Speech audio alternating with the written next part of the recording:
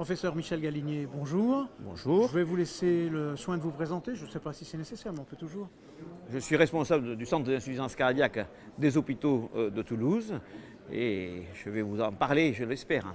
Voilà, suite à une session qui a eu lieu ce matin et à laquelle vous avez participé. Exactement, ce matin il y a eu deux sessions, une sur l'éducation thérapeutique, une sur la télésurveillance. Et je pourrais peut-être essayer de faire une synthèse de ces deux. Eh bien, commençons par l'éducation thérapeutique.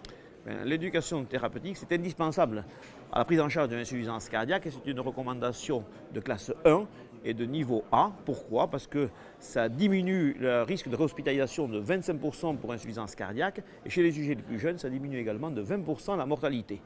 Malgré ce niveau de preuve très élevé, un travail récent qu'a dirigé Michel Comagda sur les hôpitaux de Paris a montré qu'uniquement 16% des patients hospitalisés pour insuffisance cardiaque aiguë dans ces structures bénéficiaient d'une éducation thérapeutique. Il y a là un problème. Il y a un problème. Et l'éducation thérapeutique, donc, est-ce qu'il y a des aspects nouveaux, récents, où on vit sur des données solides acquises déjà depuis longtemps? Alors, les données sont solides, il y a plus de 20 ans qu'on fait de l'éducation thérapeutique. En France, on a été très proactifs avec Yves Julière, Patrick Jourdain. On avait développé des outils spécifiques avec un programme ICAR qui était quand même une éducation thérapeutique, on pourrait dire, élitiste, en groupe. Des médecins, des infirmières, des diététiciennes, des kinésithérapeutes qui devaient travailler ensemble. Alors quand ça se fait, ça marche très bien. Mais le problème, c'est que beaucoup de patients ne peuvent pas revenir pour ces séances qui doivent se faire en ambulatoire, puisqu'il est interdit de le faire en même temps que l'hospitalisation. Et les sujets sont âgés, ce n'est pas très adapté à notre clientèle. La clientèle, c'est une clientèle de masse. Il y a 1 million d'insuffisants cardiaques en France, la moyenne d'âge c'est 77-78 ans.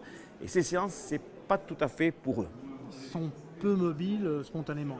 Moi, je pense qu'il faut débuter l'éducation thérapeutique quand ils sont en milieu hospitalier. Les patients rentrent pour insuffisance cardiaque aiguë, c'est dès cette phase qu'il faut la faire. Et les recommandations de 2016 de la Société européenne de cardiologie l'autorisent et même le préconisent. Alors là, ça ne sera plus quelque chose de groupe, c'est trop difficile à mettre en œuvre. Ça sera une éducation thérapeutique individuelle, en face à face.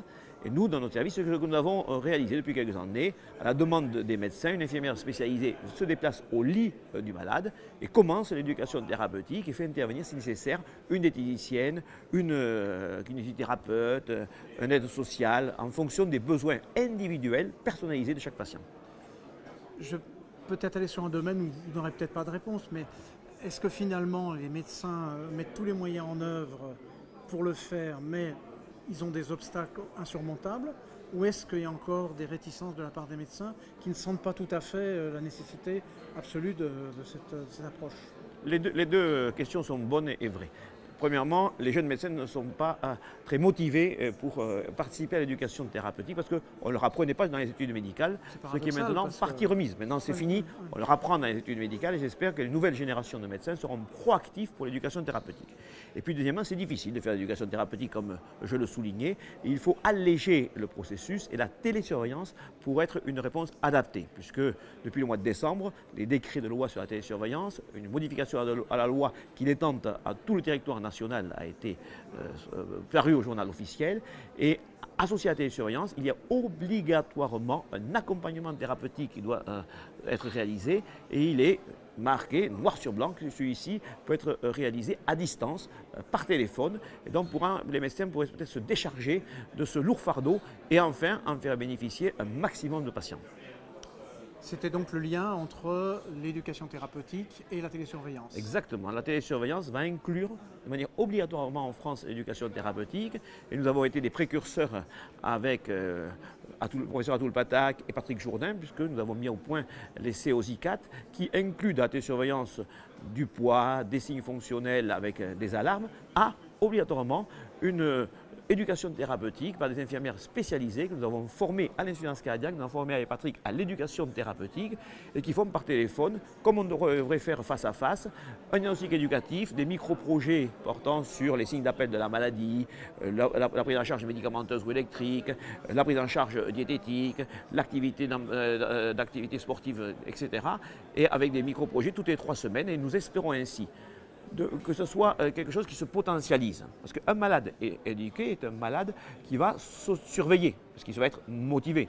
Et un problème de la télésurveillance, c'est le manque d'observance. Et grâce à l'éducation thérapeutique, on va améliorer l'observance. Et parallèlement, en surveillant les patients, on va avoir des signes d'alerte vrais. Et donc, on va baser notre intervention d'éducation thérapeutique sur la vérité, les vrais faits du patient. Il a pris du poids, il n'a pas été observé à son régime, il est allé au restaurant, il n'a pas pris le bon menu. Et donc, on va avoir des micro-objectifs personnalisés, plus percutants et donc certainement plus efficaces. Pour conclure, puisqu'on attend les résultats de l'étude en question, aux ICAT, Exact. quelle perspective, quand? Alors, les ICAT, on a inclus le dernier patient le jour de la Saint-Jean, le 24 juin 2016.